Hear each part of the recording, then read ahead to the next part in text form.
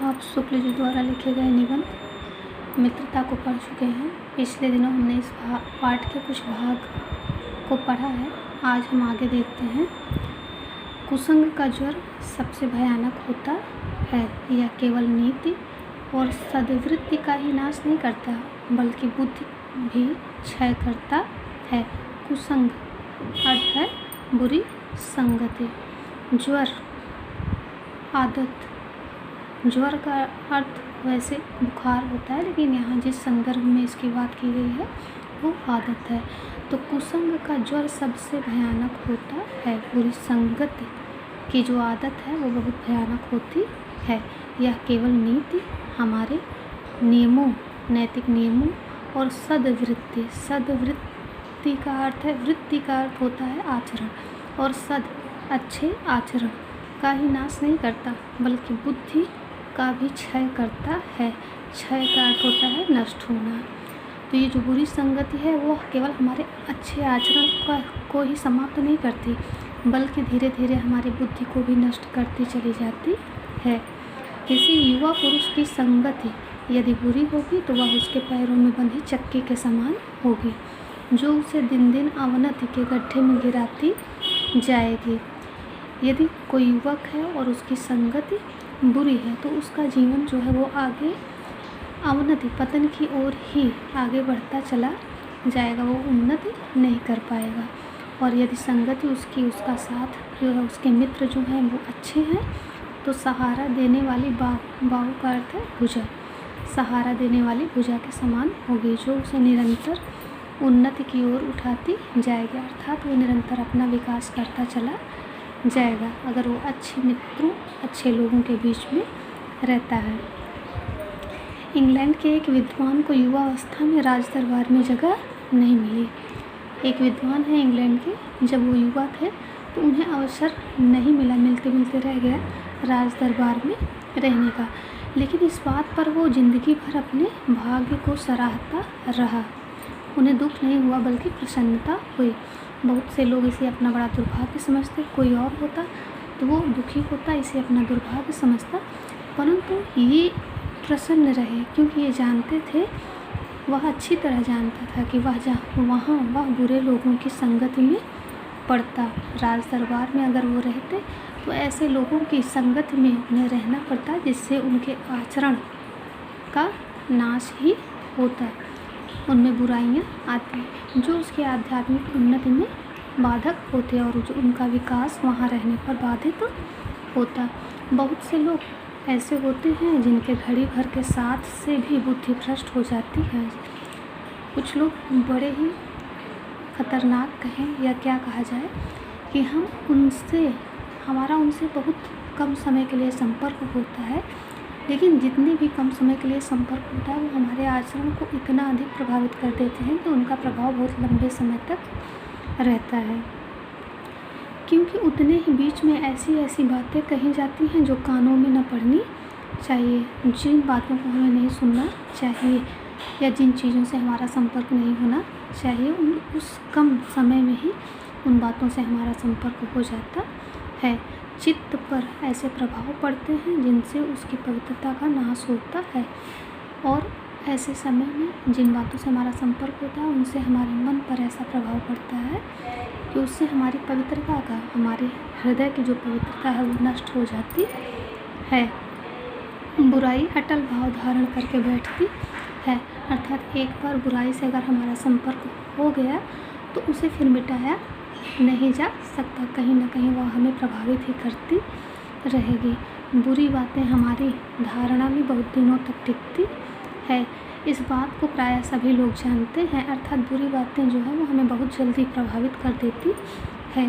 भद्दे व फूहड़ गीत जितनी जल्दी ध्यान पर चढ़ते हैं उतनी जल्दी कोई गंभीर या अच्छी बात नहीं, और इस बात को आप अनुभव कर सकते हैं।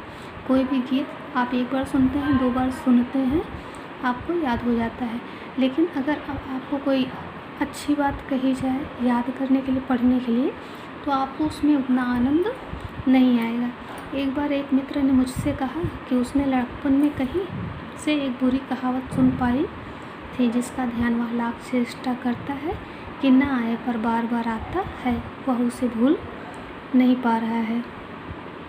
जिन भावनाओं को हम दूर रखना चाहते हैं, जिन बातों को हम याद नहीं करना चाहते, वे बार बार हृदय में उठती हैं और बेधती हैं। ये बुरी बातें जिन्हें हम भुलाना चाहते हैं, जिनसे हमारा गलती से संपर्क हो जाता है, वो हमें जल्दी भूलती नहीं है और बहुत दिनों तक तकलीफ़ देती रहती हैं।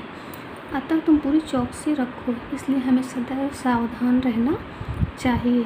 ऐसे लोगों को कभी साथी ना बनाओ, ऐसे लोगों से मित्रता नहीं करनी चाहिए जो अश्लील, अपवित्र और फूहड़ बातों से तुम्हें हंसाना चाहें। हमें हंसाने के लिए या हमें प्रसन्न करने के लिए जो ऐसी बातें करें। सावधान रहो, ऐसा ना हो कि पहले पहल तुम इसे एक बहुत सामान्य बात समझो और सोचो कि एक बार ऐसा हुआ है, फिर आगे जीवन में ऐसा नहीं होगा। लेकिन ऐसा नहीं होता, फिर जीवन में वो बातें बार बार आती हैं और कुछ दिनों बाद तो हम उसके अभ्यस्त हो जाते हैं, हमें वो बुरी भी नहीं लगती। फिर ऐसा न होगा अथवा तुम्हारे चरित्र बल का ऐसा प्रभाव पड़ेगा कि ऐसी बातें बकने वाले आगे चलकर आप सुधर जाएंगे। अगर आप बुरे लोगों के बीच में ऐसा विचार करके जाते हैं कि वो आपको किसी भी प्रकार से प्रभावित नहीं कर पाएंगे, बल्कि वो खुद ही सुधर जाएंगे, तो ऐसा नहीं होता। आप चाहे जितने दृढ़ चरित्र वाले रहिए, कहीं ना कहीं आपका चरित्र उनसे प्रभावित हो ही जाता है। कैसी जगह पर पैर रखता नहीं, ऐसा नहीं होगा। जब एक बार मनुष्य अपना पैर कीचड़ में डाल देता है, तब फिर यह नहीं देखता कि वह कहाँ और कैसी जगह पैर रखता है। जब एक बार हमारे पैर में कीचड़ लग जाता है, तब हमें ये लगता है कि नहीं, अब तो कीचड़ लग ही गया, अब क्या बचाना है, तब आराम से हम चलते हैं। उसी प्रकार से अगर एक बार बुराई से हमारा संपर्क हो जाता है, तो धीरे धीरे हम उन बुराइयों की अभ्यस्त हो जाते हैं, हमारी आदत हो जाती है और फिर वही बुरी बातें हमें बुरी नहीं लगती। धीरे धीरे उन बुरी बातों में अभ्यस्त होते होते तुम्हारी घृणा, हमारी जो घृणा होती है, वो कम हो जाएगी। पीछे तुम्हें उनसे चिढ़ न मालूम होगी, वही बुरे लोग हमारे मित्र बन जाते हैं, क्योंकि तुम यह सोचने लगोगे कि चिढ़ने की बात ही क्या है। फिर वो बुरी बातें, ये बुरे लोगों की मित्रता जो है, हमारे लिए सामान्य सी बात हो जाती है। हम उनके बीच में आराम से बैठने लगते हैं, उसी तरह से बातें करने लगते हैं और वही कार्य स्वयं भी करने लगते हैं। हमें कोई अलग सा या कोई अंतर उनमें मालूम नहीं होता। तुम्हारा विवेक कुंठित हो जाएगा। विवेक का अर्थ है बुद्धि, और तुम्हें भले बुरे की पहचान न रह जाएगी।